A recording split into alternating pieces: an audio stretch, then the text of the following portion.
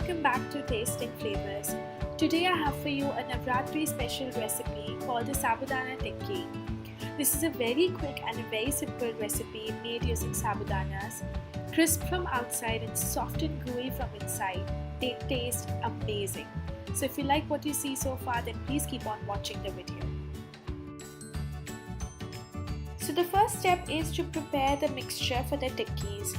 So for this, what I've done is I have taken some boiled potatoes. I just pressure cooked them with some water. Now I'm going to mash it a bit and add in the other ingredients. I have some soaked sabudana here, which I soak for roughly about half an hour to 45 minutes. The longer you soak it, the better it is. Now once I've added in that, I'm going to go ahead and add in some chopped green chilies, some freshly crushed black pepper powder and some salt. Also to this I will be adding in some freshly chopped coriander leaves.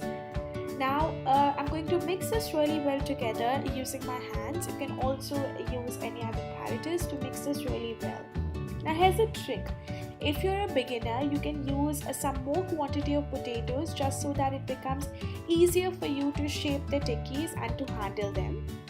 Otherwise, this proportion works right.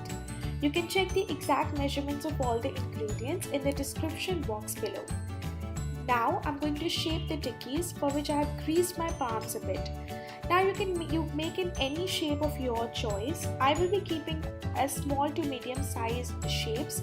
You can also make a smaller shape, literally like a coin size shape if you want, or larger tikkis.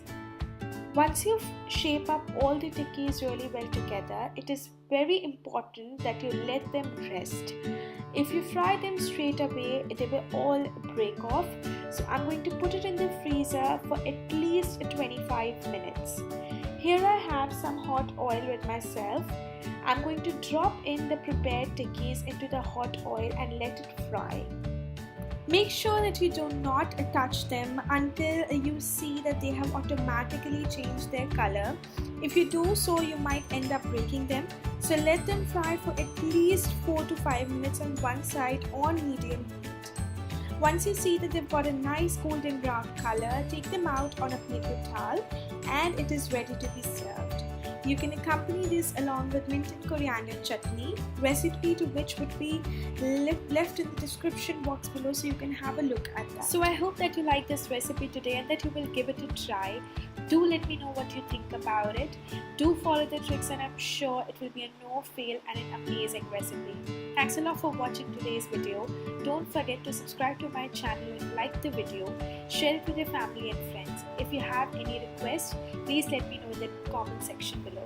I'll see you soon. Till then, you all take care. Bye-bye.